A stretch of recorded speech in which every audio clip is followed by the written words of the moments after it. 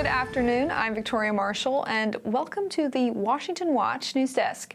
President Donald Trump has made his first trade deal with the United Kingdom after imposing reciprocal tariffs on virtually all countries last month. Today, Trump announced he would be lowering tariffs on British auto imports from 27.5% to 10%. The universal 10% tariff on other British imports will still remain. Britain has also agreed to lower or eliminate trade barriers to U.S. imports. Today's agreement with the UK is the first in a series of agreements on trade that my administration has been negotiating over the past 4 weeks. With this deal, the UK joins the United States in affirming that reciprocity and fairness is an essential and vital principle of international trade. The deal includes billions of dollars of increased market access for American exports. British Prime Minister Keir Starmer was on the phone when Trump revealed the trade deal. Here was his reaction. This is a really fantastic, historic day in which we can announce this deal between our two great countries. And I think it's a real tribute to the history that we have of working so closely together. The White House says this deal is a critical step forward to promoting reciprocal trade with a key ally and partner. Trump administration officials are also currently in active negotiations with countries such as India, South Korea, and Japan to make a deal for fairer and more reciprocal trade for the U.S. And in international news, white smoke appeared from the Sistine Chapel today in Rome, signaling that the papal conclave had chosen a new pope. Cardinal Robert Francis Prevost was elected as the 267th leader of the Catholic Church. 69-year-old Prevost is the first ever American pope, hailing from Chicago, Illinois, and will be known as Pope Leo XIV. He was selected on the second day of voting, receiving the required two-thirds majority of the 133 cardinal electors. In his first papal address on the balcony of St. Peter's Basilica, Leo called for the church to build bridges with others and engage in loving dialogue. Now, switching our attention to more domestic news, undercover phone calls released by Live Action show that Planned Parenthood clinics across several states are offering cross-sex hormones to minors as young as 16. A Live Action employee posing as a 16-year-old girl called dozens of Planned Parenthood locations and was told she would be prescribed cross-sex hormones at her first appointment, with little to no prior therapy, mental health clearance, or parental supervision. Planned Parenthood, which has bragged about being one of the leading providers of cross-sex hormones, is actually providing cross-sex hormones, which are life-altering, to 16-year-olds without any therapy, any psychiatric evaluation, any counseling appointment, and they're doing same-day appointments to send them right away to the prescription store to get their drugs. And this can be, of course, life-altering, these trans hormones, life-altering for minors. And this is what they're doing across the country. It's absolutely outrageous. That was Live Action President Lila Rose yesterday on Fox News. She's calling on Congress to defund Planned Parenthood of all federal funding. Planned Parenthood receives more than $700 million taxpayer dollars per year. Now, cross-sex hormonal treatments alter the body so that it exhibits characteristics more in line with a person's gender identity than biological sex.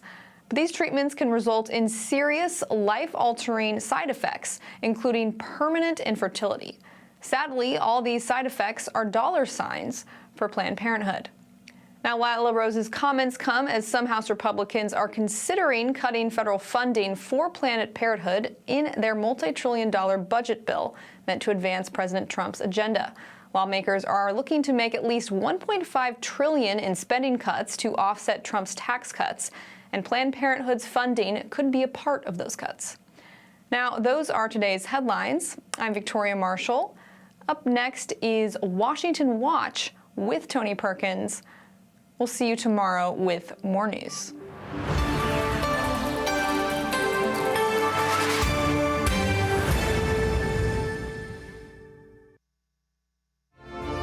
From the heart of our nation's capital in Washington, D.C., bringing compelling interviews, insightful analysis, taking you beyond the headlines and sound bites into conversations with our nation's leaders and newsmakers, all from a biblical worldview.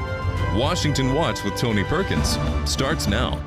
I'd like to also thank my brother cardinals who chose me to be the successor of Peter and to walk along with you, searching all together for peace and justice, and working together, men and women faithful to Christ, without fear, to proclaim the gospel, to be missionaries. That was Pope Leo XIV, elected just hours ago. History's first American Pope. Welcome to this May 8th edition of Washington Watch. I'm Tony Perkins. Thanks for tuning in. Well, a historic papacy begins. What does Pope Leo XIV's election mean for the global church and for religious liberty? What is it? How will it apply to debates here at home? Princeton legal scholar Professor Robert George joins us. Even as Catholics celebrate new leadership, anti-Israel protests are flaring once again on university campuses and on Capitol Hill. It is abundantly clear that the cynical work of the majority party on this committee is now being expanded and weaponized by the administration seeking to squash dissent. That was Congresswoman Ilhan Omar at yesterday's House Education Committee hearing regarding anti-Semitic behavior on college campuses. And this occurred just moments before mass demonstrators overtook Columbia University's library. Committee Chairman Congressman Tim Walberg of Michigan will tell us what Congress is doing about the rising tide of anti-Semitism in higher education. Nearly 24 self-styled moderate House Republicans now threaten to sink the one big beautiful bill if it scales back Biden-era Medicaid expansion or defunds Planned Parenthood. When I talk to the reporters that, run around where we are, they're saying that Democrat leadership, Democrat staff, Democrat members can't believe how much Republicans are diving in hard to defend Obamacare and to defend the worst parts of Obamacare, which was the Medicaid expansion and what you described, which is the 90% federal match rate to go to the able-bodied, a population that should be working, the able-bodied instead of the vulnerable for whom Medicaid was created. That was Texas Congressman Chip Roy sounding the alarm on Fox Business. We'll break down the numbers and the stakes with Paul Winfrey, former Director of Budget Policy at the White House and CEO of the Economic Policy Innovation Center. By the way, I'm going to give you this number, so go ahead and jot it down because you're going to need it. Capitol Switchboard number where you can reach your member of Congress, 202-224-3121. That's 202-224-3121. Our republic was made not for spectators, but participants, and I'm going to need your participation today. And later, we'll be joined by the Washington Stand's Suzanne Bowdy and FRC's Kana Gonzalez for a closer look at what Congress did and didn't do this week. But before we dive in, a quick reminder, Session 12 of our God and Government course, Making an Effective Appeal to Authority, is now live. You can watch it exclusively on the Stand Firm app or text the word course to 67742. If you don't have the Stand Firm app, that's course to 67742. All of that and more straight ahead on this edition of Washington Watch. Well, before we look at the recurring anti-Semitic environment on college campuses, I want to talk trade for just a moment. This morning, President Donald Trump announced a historic trade deal between the United States and the United Kingdom. This deal, according to the White House, grants American companies unprecedented access to the UK markets while bolstering U.S. national security. In addition, the Office of the U.S. Trade Representative says that this sets the tone for other trading partners to achieve reciprocal trade. So how does this deal achieve such lofty expectations? Here to discuss this and more, Congressman Tim Walberg, chairman of the House Education and Workforce Committee and a member of the House Committee on Natural Resources. He represents the 5th Congressional District of Michigan.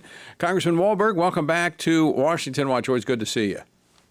Tony, it's always good to see you as well, and thanks for giving me a chance to step back into common sense. Well, let's talk trade first, because you come from the state of Michigan, where trade's pretty important. What does this deal mean? Well, I think it's a start, and I think it's an evidence that what the president has been saying all along, that this is a tool that will work for restoring America and setting in place an understanding with our allies around the world who, in many cases, we've been helping them out for many, many years since the World Wars. It's time for them to step up to the plate and understand that it's not a free pass anymore. So you have to treat us at least fairly on the trade end. So what we've seen today with this trade deal that has been consummated with the UK says a number of good things, I think, for our auto industry, gives us further involvement, opportunity to export our cars to Europe, to the UK especially. It also helps my farmers, the farmers in my district that are concerned but have been strong and willing to take a deep breath and hope that would work out. Now we get some significant trade opportunities in the UK, $5 billion, what I understand, opportunity for new exports from the US to the UK. Farmers, ranchers, producers that we have, including what I've seen, 700 million in ethanol exports. I guess I'd rather see ethanol in many cases going there. And 250 million in other agricultural products like beef grown in my district. So those are good things. Those are a start. And I think it gives an indication to other countries as well as to our own citizens that these trade deals will take a bit of time, but when they come to fruition, they'll serve us well. So as you alluded to, and the White House stated, this would be a blueprint. I guess this mints a blueprint because it's one of the early negotiated deals for other trading partners. So what's the timeline here? When will this be implemented with the UK? Well, as I understand, it's working out. I haven't seen an absolute date on it, but the fact that it's been announced indicates that it's coming quick. And we know how the president works. He wants to work faster as opposed to slower. And so I think that coming out and doing this press announcement indicates that it's not going to be long. And with the other deals that are in the pipeline, just last week sitting behind Treasury Secretary Scott Bessent in the Rose Garden for the National Day of Prayer, he at that day was, at least it was said by the president, that Scott was on the phone with 30 other countries that very day. And I think that indicates things are ramping up. And if the UK goes this direction, I think there are other countries that are going to want to do similar things. And the president has alluded to a major announcement next week during his Middle East tour. And those close to the White House, sources in the White House, suggest that has something to do with the economy as well. I want to move on to another issue before we run out of time here, Congressman Walberg, and that's something that's really at the heart of the committee work that you're doing right now. In fact, a committee hearing you had yesterday hitting this issue of anti-Semitism. That continues on college campuses. Ironically, as you were holding a hearing yesterday, we saw on the campus of Columbia University masked individuals protesting against Israel, the Jewish people, taking over the library there.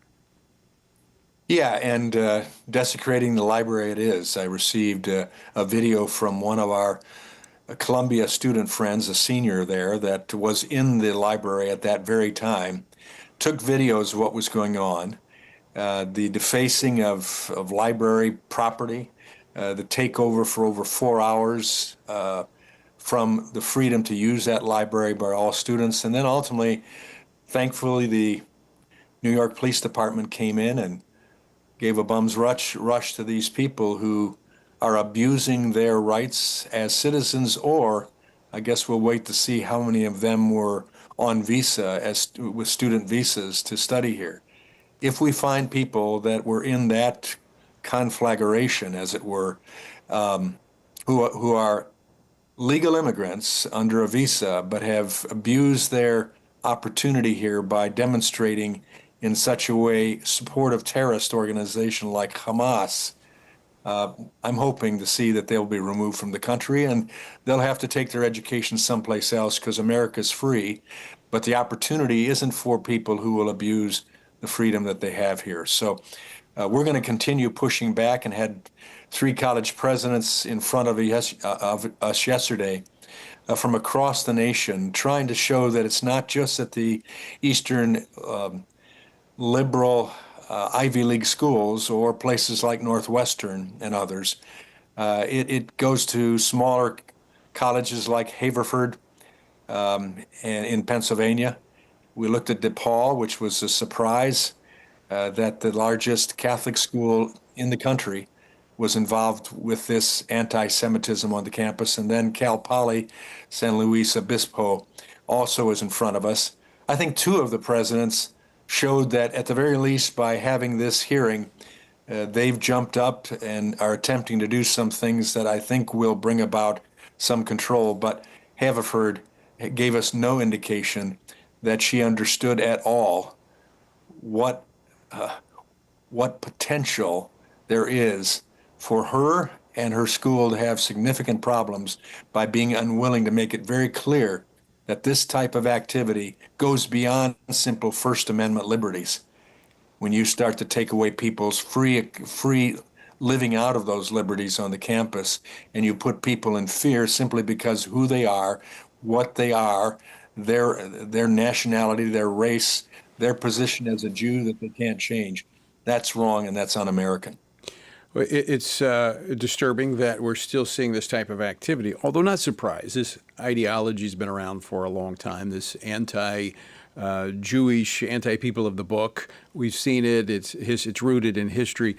But what I would say, Congressman, is a bit encouraging is the response yesterday on Columbia's university's campus, which is a little different than what we saw last year where they were coddling these brats. They were, instead of coddling these thugs, they were arresting them, which I would say is a result of, in part, of the hearings that you've been having, that you're showing that you're serious. You're not going to put up with this stuff. We are serious. We believe in free expression. We believe in the First Amendment liberties in this country, but they cannot be abused. And in talking with the ACLU attorney there yesterday, he certainly didn't get it. We were not decrying speech, even some very unsavory and mean and awful speech. That happens. But when it is used to incite riots, when it's used to incite people to go after other individuals, in this case Jews, and take away their freedom for an education that is enjoyable, meaningful, and is without fear, and when it incites people to follow these same students to their residences, promoting further fear, and when it causes them to beat up students to the point that they have to have surgery for broken wrists, one student that was there yesterday, and others who had concussions as a result, that goes way beyond free speech. We have to stand against that, and it's un-American to boot. And I think that's what's come from the indoctrination that's gone on with liberal faculty, progressive, socialist faculty on campus that do not like America. In fact, they hate America and they want to change it. Well, and the good news, under the current administration, it's not going to be funded with taxpayer dollars. Congressman, always great to see you. Thanks so much for joining us, Tim. Good to be with you, Tony. Have a great day. You too. Congressman Tim Walberg of Michigan, chairman of the Education Committee in the House. All right, when we come back, Professor Robert George of Princeton University joins us to talk about the new pope. So don't go away. Family Research Council is committed to advancing faith, family, and freedom from the East Coast to the West. So FRC is going to Southern California for this year's Pray, Vote, Stand Summit, October 17th and 18th at Calvary Chapel, Chino Hills. Join us for this powerful gathering of Christians desiring cultural renewal and spiritual revival. The Pray, Vote, Stand Summit brings together Christian leaders, issue experts, and government officials for a time of prayer, inspiration, and action. Together, we will seek God's guidance for our nation and engage in meaningful discussions on the intersection of faith, government, and culture. If the spiritual foundations and the cultural walls of our nation are to be rebuilt, we all have a role to play. May we each find our place on the wall as we build for biblical truth. Register now at prayvotestand.org. That's prayvotestand.org. Download the new Stand Firm app for Apple and Android phones today and join a wonderful community of fellow believers. We've created a special place for you to access news from a biblical perspective, read and listen to daily devotionals, pray for current events, and more.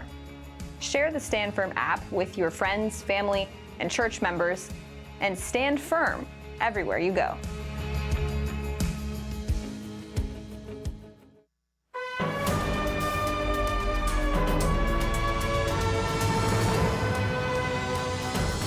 Hello, I'm Tony Perkins, president of the Family Research Council here in Washington, D.C. Behind me is one of the most recognizable buildings in all the world, the U.S. Capitol. What does it stand for? Well, most people say government. But you know the Bible talks about 4 institutions of government? You know what they are? And do we have a republic or a democracy? Well, what do you say? Also, what about this thing, separation of church and state? Does that mean Christians shouldn't be involved in government? Guess what? We address those issues and more in our new God and Government course. I invite you to join us to see what the historical record and the Bible has to say about government. Join us for God and Government.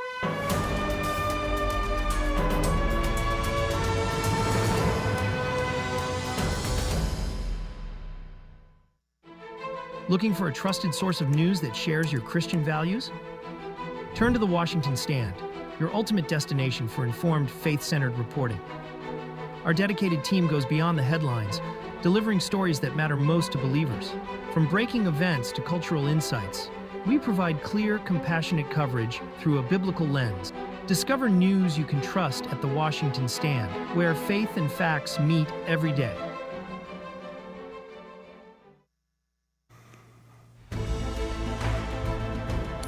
Welcome back to Washington Watch. Good to have you with us. All right, white smoke billowed from the chimney over the Sistine Chapel earlier this afternoon, signaling the papal conclave made its decision on electing a new pope. The announcement soon followed that Cardinal Robert Prevost was elected by the conclave, making this a historic day with the announcement of the first ever American pope. What might we expect from this new pope, who has chosen the name Leo XIV? Well, here to discuss this is Professor Robert George, McCormick Professor of Jurisprudence and the Director of the James Madison Program at Princeton University. He also served as Chairman of the United States Commission on International Religious Freedom. Professor George, welcome back to Washington Watch. Good to see you. It's great to see you, Tony. Thanks for inviting me back onto the show. Well, let's talk first. I want to get your reaction to the newly announced Pope, and what do we know about him? Well, my reaction initially was shock. I did not believe that I would, in my lifetime, see an American elected Pope. I did not think that an American would be elected Pope in my children's lifetime. But here we are. There's an American Pope. Now, as it happens, he's a dual national. He's also a national of Peru, where he has spent a third of his life in service to the church as a bishop in Peru. And in fact, he has dual citizenship. But he was born here in the United States. He speaks perfect English. He is an American. So that was astonishing. I don't know him personally, Tony. I've not met him. I don't know a lot about him. He does not have a very vivid public profile. He's worked in important offices in the Vatican Curia. That is the administrative office of the Catholic Church in the Vatican. He's had a very significant role in the appointment of bishops for the Catholic Church throughout the world. He was educated here in the United States at Villanova University. He's relatively young by papal standards, not as young as John Paul II was when he was elected at 58. But at 69, of course, he's younger than Pope Benedict, and he's younger than Pope Francis, and younger than most modern popes. So there you are. Now, his choice of name I found very interesting. This was the second most striking thing. A distant second, because the most striking thing by far was his being an American. The second most striking thing was his choice of name. He chose the name Leo. He will be Leo the 14th. And clearly he's symbolically, Tony, linking himself to the pontificate of Leo XIII, who is widely known in Catholic circles as the first modern pope. Leo XIII served in the final third of the 19th century and the very beginning, the first couple of years of the 20th century as pope. He, of course, had to manage the church through the upheavals of the Industrial Revolution, and especially the rise of new, profound ideologies, Marxism, nationalism, including nationalism of the sort that only a few decades later would turn into vicious fascism and Nazism. He found a way to bring the gospel to bear on social questions rather than treating the gospel simply as something that applied to our individual spiritual lives and the life of the community of believers.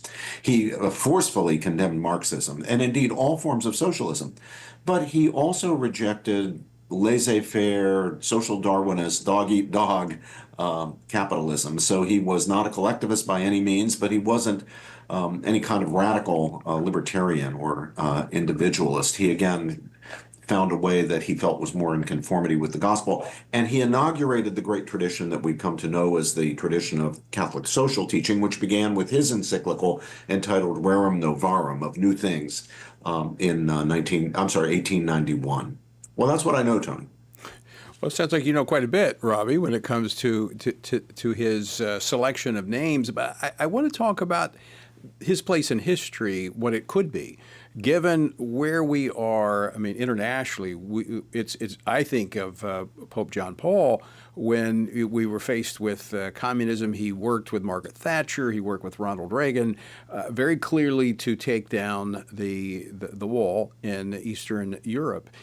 We have something similar, but it's in Islam. And that, I think, poses a threat internationally, especially when we look at religious freedom. But we're compromised even here at home in the United States when we look about policies pertaining to the sanctity of human life and marriage. It's a much different world culturally than it was when Pope John Paul stepped into that position. Yes, there are great challenges that are facing all of us today, certainly facing the Christian community, certainly facing the Catholic Church. Some of those, Tony, are internal in the Catholic Church. I don't think I'm breaking any news, certainly not breaking any news to Catholics, that the administrative structure of the Church is badly in need of reform. I think it doesn't go too far to say that there's chaos. Both in terms of the governance of the church internally and its finances. And those governance issues are certainly not unrelated to the terrible scandals, especially the sex scandals that did so much harm to the church and the broader Christian community when they really came to light in the early 2000s. So we need a pope who will be a genuine reformer, someone who knows who's who, what's what, where the bodies are buried, who can bring administrative order to the church, who can root out corruption. There is corruption. I think we have to be very clear and candid about that. There's every reason to believe it, no reason to doubt it. So we need a reformer in that respect. Number two, we face the great challenges of secular progressivism as an ideology that challenges gospel teachings. This is true for evangelical Christians. It's true for Eastern Orthodox Christians. It's true for the Catholic Christians. And here we need clarity from Christian leaders. And that's what Pope is. He's a Christian leader. So we need clarity. There's an old saying. It's become something of a cliche, but that doesn't mean it's any less true, Tony. And that saying is, clarity is charity. Telling people they're not doing anything wrong or leaving people to think they're not doing anything wrong when in fact they're doing something very bad and destructive of themselves, their families, their relationships. That's not charity. That's not kindness. You're not being kind to people when you let people go on doing things as if there's nothing wrong with them and they're actually destroying people's families and destroying people's lives. We need clarity. And in recent years, I think it's fair to say, there has been some ambiguity, at least perceived ambiguity in Catholic teaching. So we need a pope who will teach with clarity. And then the final thing, Tony, if I can just very quickly wrap up on the third thing. We also, I think, need on the international sphere to get the church's relationships with nation states in order. And this is especially important when it comes to China. The Vatican made what can only be called a very bad deal 10 with seconds, the Chinese Robbie. communist regime. Yeah, and that's got to be fixed. The Catholics in China are suffering. So are other Christians. So are other believers. And something's got to be done. We'll continue this conversation later. Folks, stick with us. We're back after this. At Family Research Council, we believe religious freedom is a fundamental human right that all governments must protect. That's why FRC President Tony Perkins went to Capitol Hill to testify on behalf of persecuted Christians in Nigeria. Islamist terror groups target Christians and other religious minorities in Nigeria with brutal violence. Representative Chris Smith, who chaired the hearing, said 55,000 people have been killed and 21,000 abducted in the last 5 years alone. The congressman also stressed that 89% of Christians in the world who are martyred are from Nigeria. Yet the government of Nigeria has failed to make progress against religiously motivated persecution of Christians despite religious freedom being enshrined as an essential human right in their constitution. Tony Perkins called for the United States to send an unmistakable message. This is systematic religious violence. Nigeria must be redesignated a country of particular concern. Biden administration's removal of this designation was a reckless mistake that emboldened the very terrorists who are slaughtering Christians.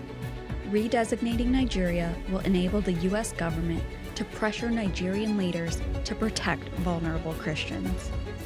These are not just numbers. These are fathers, their mothers, their children, their families. Bishop Wilfred Anagabe risked his life to speak out, sharing firsthand accounts of the danger faced in his church district in central Nigeria. We live in fear because at any point it can be our turn to be killed, but to remain silent is to die twice. So, I have chosen to speak. FRC is calling on President Trump to act now to promote religious freedom around the globe and speak up on behalf of Christians in Nigeria.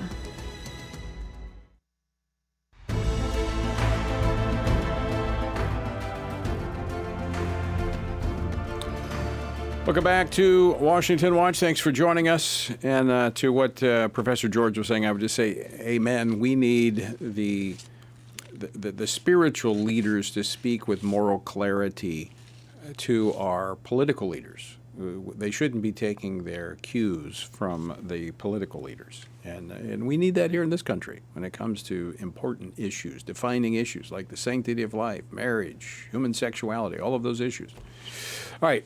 Let's move along. As congressional negotiations continue over President Trump's one big beautiful bill, the budget plan, as that continues, two issues in particular appear to be in the thick of it. One is Medicaid.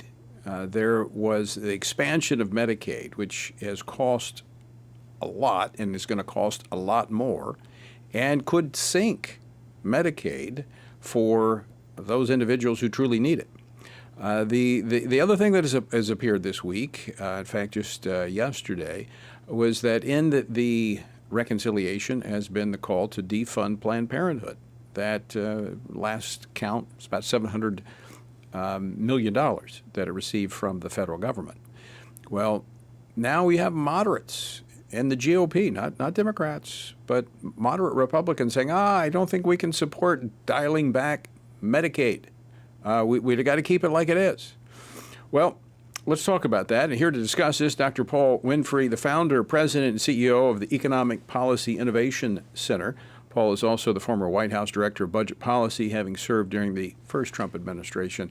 Paul, welcome to Washington Watch. Thanks for joining us.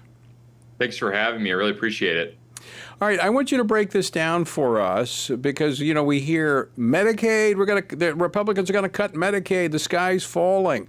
What they're trying to do, as I understand it, is dial back some of the expansion of the Biden administration that actually threatens the program because it can't be funded. That's right. First of all, nobody's talking about actually cutting the program. We're just talking about slightly slowing the growth over the next 10 years, which is necessary, as you said, to protect the vulnerable population, right? So one of the things that's happened in the last 15 years with Obamacare coming online in 2014 after being passed in 2010 is that states, for every one state dollar that they spend They get $9 from the federal government for the able-bodied childless adult population that was in the Obamacare expansion, and they get $1.33 for the vulnerable population, so for pregnant moms and kids and the disabled. And one of the things that we've seen happen just over the last really 5 years is that all of the incentives within the healthcare system, in part because of some rules that the Biden administration promulgated, have been redirecting healthcare towards the expansion population, the able-bodied childless adults, and that's leaving the vulnerable truly unprotected. And if I recall correctly, Paul, that during the Biden administration, it was primarily the blue states that expanded it and accepted more of this, where many of the Republicans said, no, we're not going to get hung up in this scheme because we've seen this movie before.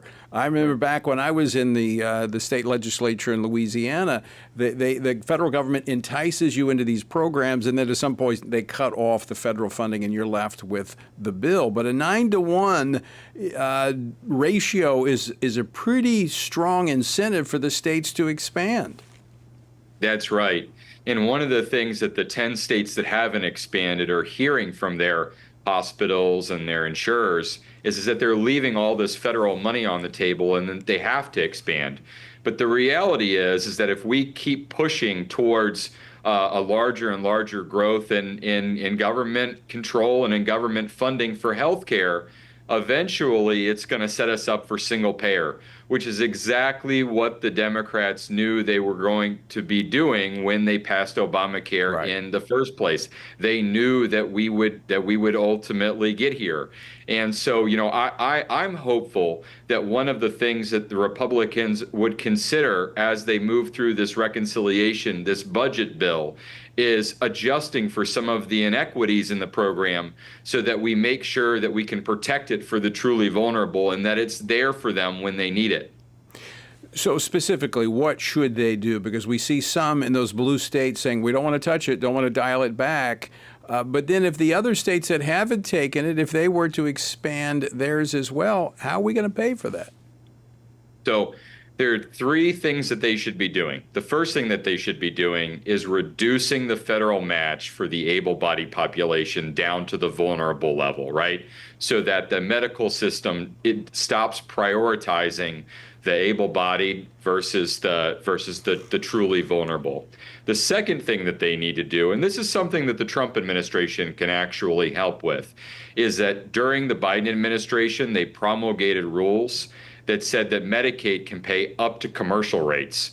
Well, commercial rates are often 2 or 3 times higher than Medicare rates, which means that the healthcare system now is incentivized again to treat the able-bodied population over even the Medicare population. So just saying that Medicaid can't pay more than Medicare would be a helpful thing. And it's actually a big budgetary saver. It would save about $70 billion a year if the Trump administration were to promulgate a rule that does that and Congress were to codify it. And then the third thing that they should do is reduce this game, this scam that the states play, where they tax Medicaid providers and then they get the federal government to cover a big share of that tax, and then they pocket that money and they use it for things that have absolutely nothing to do with healthcare, like putting sprinkler systems into the in front of the mansion, the California governor's mansion, and things like this. There are lots of waste, fraud, and abuse that they can go after. Dr. Winfrey, that makes so much sense. And the structure of the system is fundamentally flawed. It has to be fixed. We're out of time. Thanks for joining us. Very insightful. Folks, stick with us. We're coming back with more Washington Watch as we wrap up, so don't go away. Are you ready to transform your trials into triumphs? Dive into the book of Daniel with FRC's new study guide, Daniel, Visions and Valor. Perfect for those seeking courage and wisdom from one of the Bible's most faithful figures. This 13-day journey is ideal for small groups or individual study as part of our ongoing Stand on the Word Bible reading plan. It's a timeless resource, ready to deepen your engagement with Scripture. Explore how Daniel's life and God-given visions offer a blueprint for navigating challenges. Each day includes scriptures, reflection questions, and space for notes to enhance your understanding and application. Available in digital and physical formats, order your copy of Daniel, Visions and Valor today and start your journey of transformation. To order, text the word Daniel to 67742. That's Daniel to 67742. What is God's role in government? What does the separation of church and state really mean? And how does morality shape a nation? President John Adams said our Constitution was made only for moral and religious people. It is wholly inadequate to the government of any other. Join Family Research Council for God and Government, a powerful 13-part series that equips you with biblical truth to engage in today's most pressing debates. From the 10 Commandments in classrooms to the immigration crisis of America, we'll uncover the foundations of our nation's history and why it's relevant for today. Defend God's plan for government, because faith and freedom were never meant to be separate. New episodes available each Monday. To view the series on the Stand Firm app, text COURSE to 67742. How should Christians think about the thorny issues shaping our culture? How should Christians address deceitful ideas like transgenderism, critical theory, or assisted suicide? How can Christians navigate raising children in a broken culture, the war on gender roles, or rebuilding our once great nation? Outstanding is a podcast from the Washington Stand dedicated to these critical conversations. Outstanding seeks to tear down what our corrupt culture lifts up with an aim to take every thought and every idea captive to the obedience of Christ. Whether policies or partisan politics, whether conflict in America or conflict abroad, join us and our guests as we examine the headlines through the lens of Scripture and explore how Christians can faithfully exalt Christ in all of life. Follow Outstanding on your favorite podcast app and look for new episodes each week.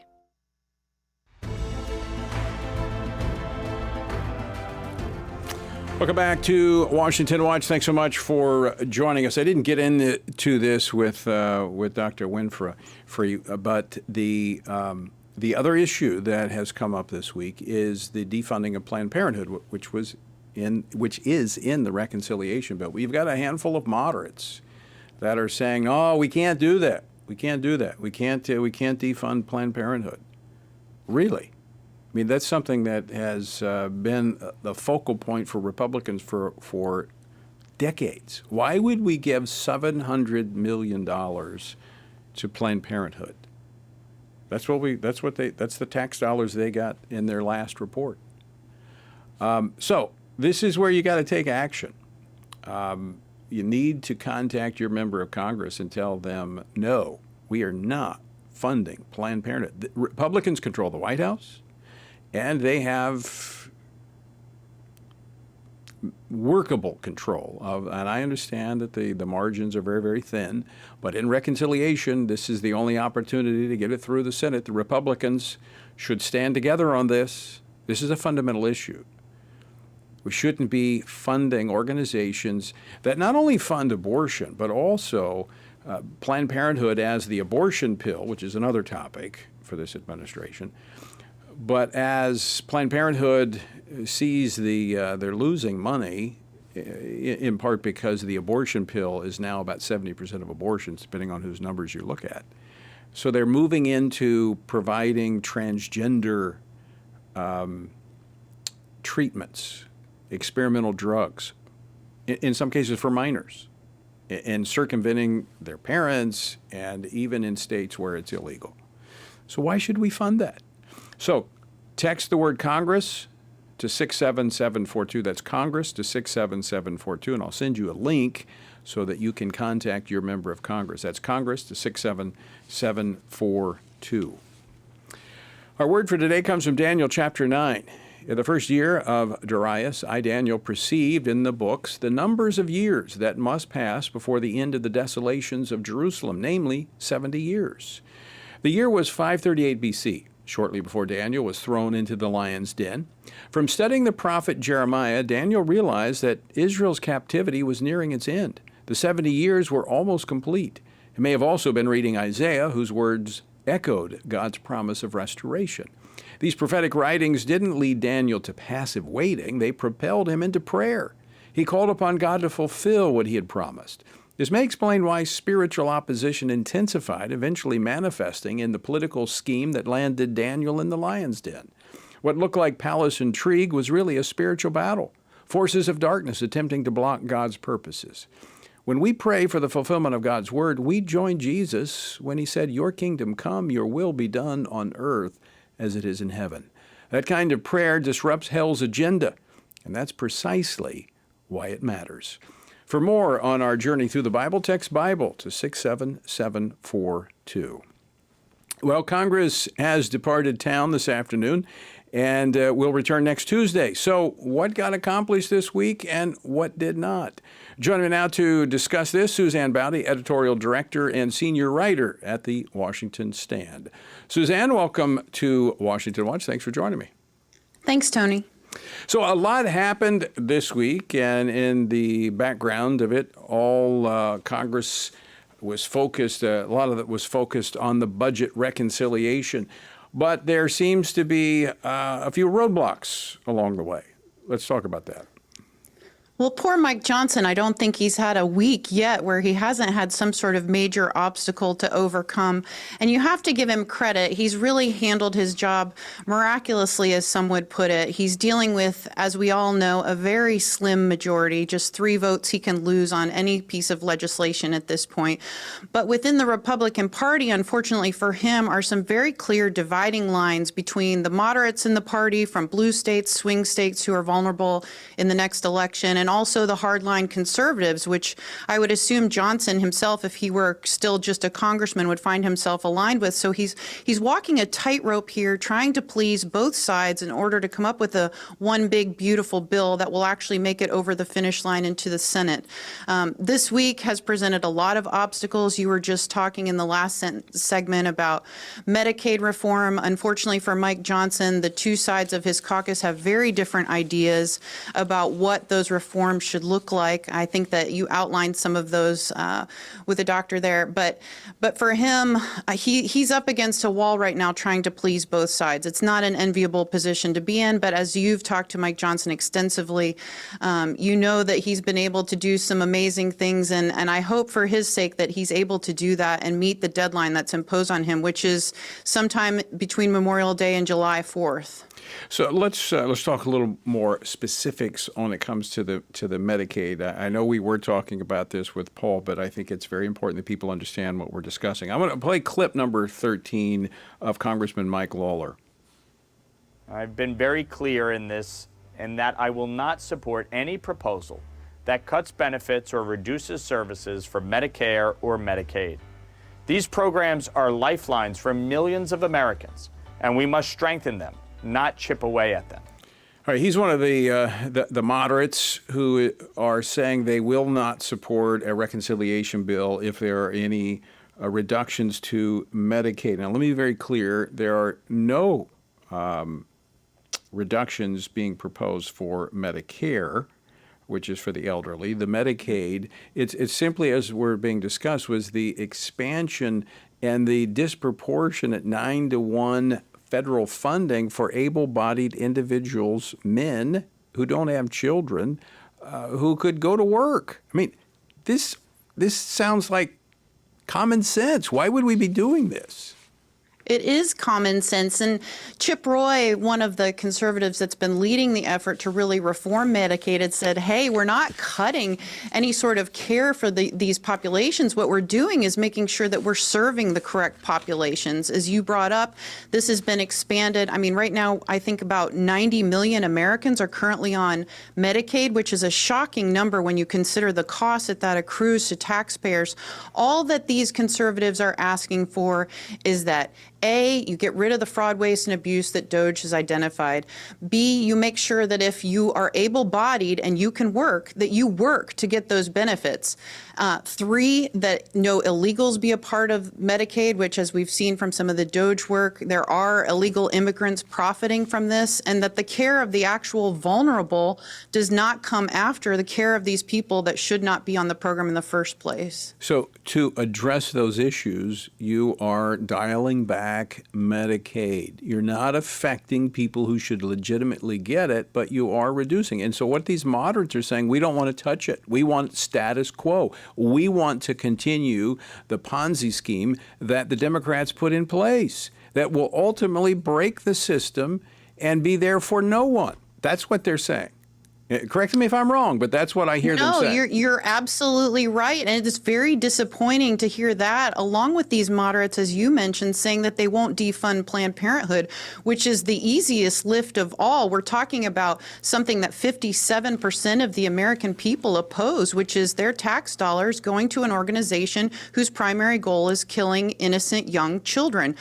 So at some point, Mike Johnson has to say, well, if you can't cut Medicaid and you won't defund Planned Parenthood, where are these cuts going to come from? And the answer is Medicaid is the biggest chunk, the biggest pool that they can go after to find these savings. They're looking for a floor now of $2 trillion. We saw that 32 House Republicans sent a letter to the House Speaker saying we will not accept less than $2 trillion. That's about $500 billion more than they said earlier. So we're not even looking for $1.5 trillion. We're looking for $2 trillion.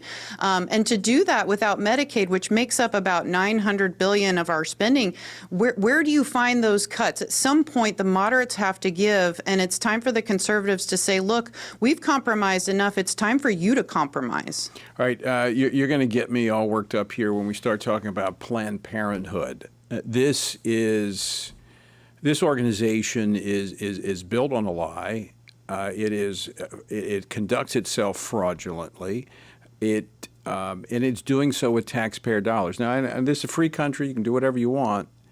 I mean, within the confines of the law. But I would say they even break the law. I mean, they've been caught trafficking in human baby body parts. They have been caught on film helping minors get abortions without their parents knowing about it, facilitating human trafficking. And now they're doing the same thing when it comes to so-called gender-affirming experimental drugs, circumventing the rights of parents. Okay, so they're doing this. It's illegal, and they're under investigation in certain states. Why should the federal government be writing them a check upwards of $700 million? There's absolutely no reason, and it's something that I believe both sides should be able to come to an agreement on, regardless of whether you think abortion should be legal or not. The American taxpayer should not be forced to fund it, many of whom oppose abortion at all stages, let alone most Americans, even on the liberal side, who say after the first trimester, we don't want anything to do with abortion in this country. And then to have them subsidize it, which right now is up to almost 9 months and in some states, or even after birth, as we've seen with some of the infanticide laws. It's unconscionable. And now with a White House, with a Congress that are led by Republicans, this should be an easy lift. It should be the first thing they do and the first savings they find. Now, these moderates, Brian Fitzpatrick of Pennsylvania and Mike Lawler of New York, that we heard a clip from him. This was a closed-door meeting that took place yesterday where they were saying, hey, we didn't even know about this, and we're not going to support it. Well, it's been in reconciliation from the very start. Now, to be very clear, these funds are covered by the Hyde, so they don't directly fund abortion, but we know that money is fungible, and so it takes care of the overhead so they can spend their money either, ironically, on political activity, as they have been doing in their engagement in elections, or they can use it to cover the overhead in the abortion clinics.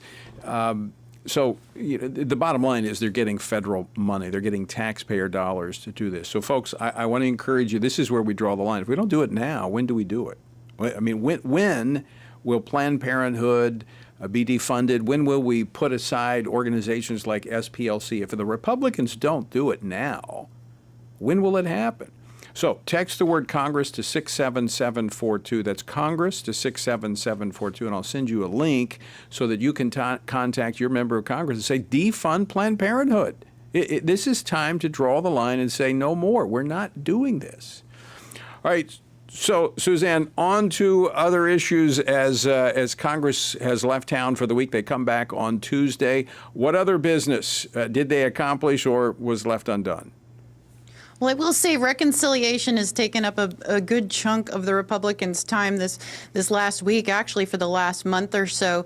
I know that the Trump budget was also released, some very interesting things in the Trump budget, which is usually just a guideline for how the party and the White House is hoping that Republicans will deal with spending in the upcoming months as they're working on appropriations. You do still have several House committees that are going line by line, trying to find the savings that they need in appropriations to do this reconciliation bill. So I believe some of the more contentious markups will be next week in the House Energy and Commerce Committee, for one, where all these Medicaid reforms will have to come to the forefront. They'll have to find some consensus there as they go into the markups, and then they'll vote in committee and then bring it out to the floor. But that in itself should be pretty interesting. They will have to find some sort of agreement before they go into the markups, or this will drag out even longer.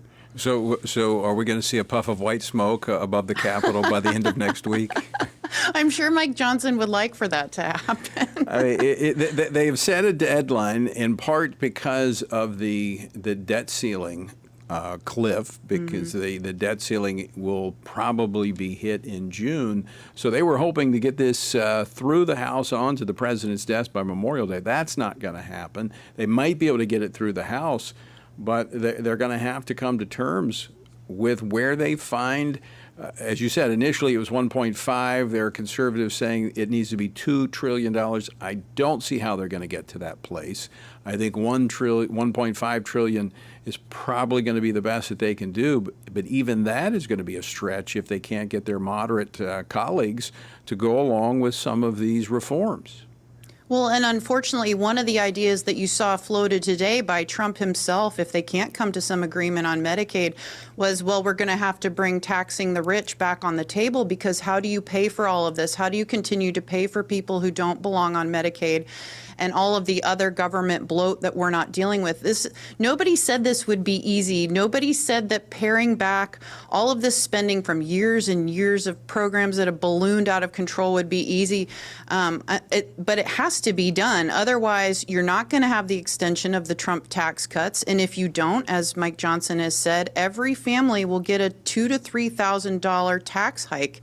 So they're going to have to find some way to pay for it. That's either by saying, hey, we can't do the Trump tax cuts, we can't make them permanent, we can only extend them for a few years if we can't find the money to pay for it, or we're going to have to raise taxes elsewhere. And I don't think the Republican Party would really enjoy the campaign ads of raising taxes as a way to pay for some of President Trump's biggest agenda items. Yeah, it didn't work out so well back in 1992 for George H.W. Bush when taxes were raised. And look, you talk about debt, $36 trillion. Go look at the debt clock that is moving faster than Al Sharpton moves toward a camera. And it is just rapidly going up. We're almost at $37 trillion. If we don't address it now, when do we address it? Suzanne Bowdy, thanks so much for joining us and giving us a wrap-up for the week. Thanks, Tony.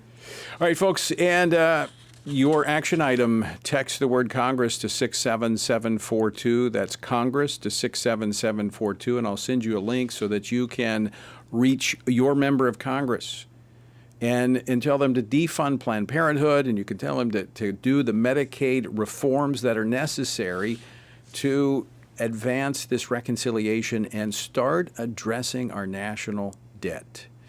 All right, we're out of time for today. Thanks for joining us. Until next time, I leave you with the words of the Apostle Paul. When you've done everything you can do and you've prayed, you're prepared to take in your stand, by all means, keep standing. Washington Watch with Tony Perkins is brought to you by Family Research Council and is entirely listener-supported. Portions of the show discussing candidates are brought to you by Family Research Council Action. For more information on anything you heard today, or to find out how you can partner with us in our ongoing efforts to promote faith, family, and freedom, visit TonyPerkins.com.